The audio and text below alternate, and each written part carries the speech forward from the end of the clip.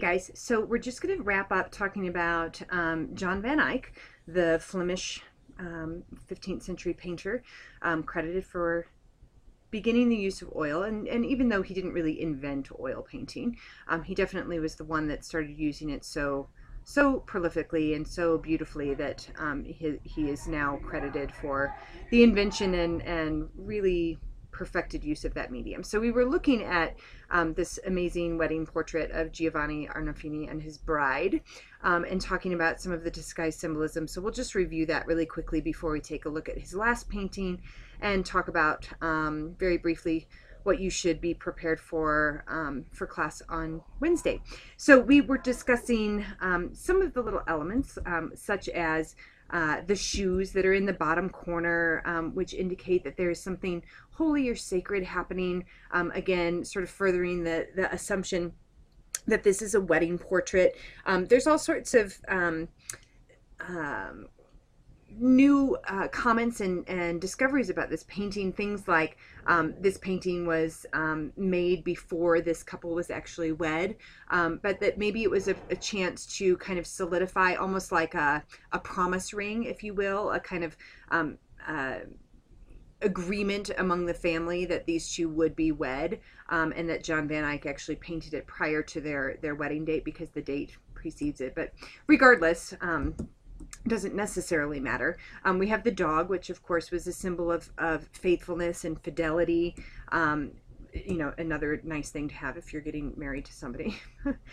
We have the oranges and some denotation between the two people about their roles in society. So we have him placed near the open window as his place is out in the world, and hers is nearer to the bed with the broom in the corner of the bed, because her tasks will be of the home and making a home for their family. There's also really interesting things like the mirror in the background. We're about to take a look at that, and some of the little details that Van Eyck was so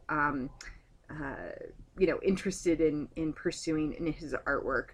Even little things like the details and folds of her fabric, the differences in the fur on the dog versus the fur trim on the edges of his robes versus the embroidery on her sleeves versus the velvet draperies of the background versus the wooden floor versus the carpet versus the brass chandelier. I mean, Van Eyck wanted to master all of these techniques, and it's even said that as he traveled around, people were so amazed they didn't think that a man could actually do this.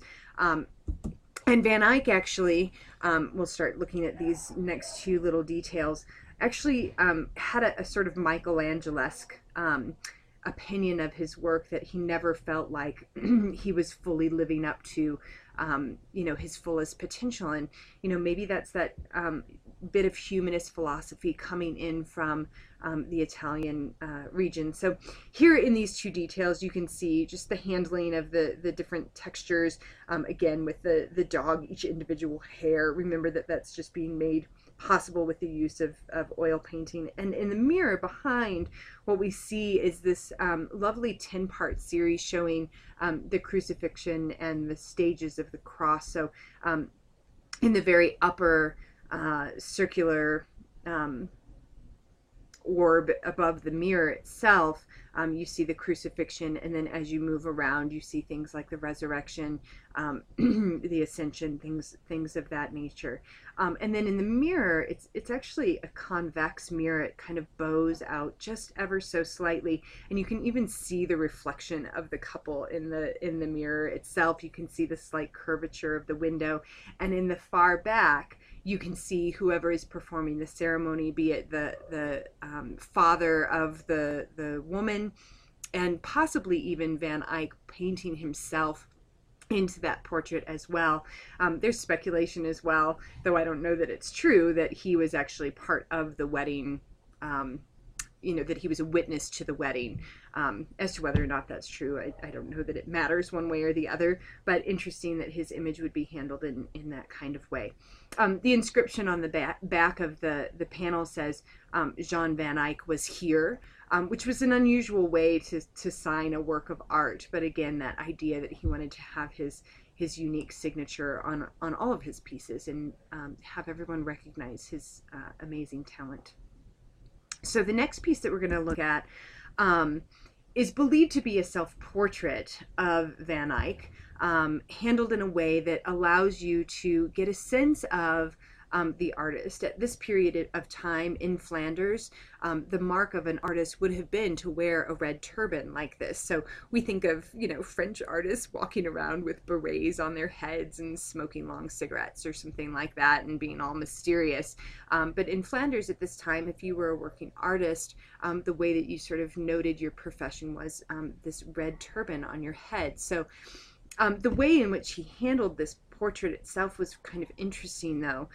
It's the first time, really, number one, that we see such a direct portrait of an artist. We've not really ever seen that before. Even if you think about the portraits that Raphael did and that Michelangelo did of themselves, they were more guised in the script of some other greater work. So Raphael was kind of hidden amongst the philosophers of the school of Athens. Michelangelo, you know, possibly used his image or the portrait of Constantine for his David, and then he incorporated himself into the Last Judgment. But it was all very mysterious. Here, Van Eyck is very much wanting to create a portrait where you were going to know who this man was. And this kind of, in my opinion, marks this transition into the artist as entrepreneur and as businessman, right? If you wanted to be known as an artist and make a profit and to be in business and to sort of promote yourself, what better way to do it than for people to start recognizing who you are?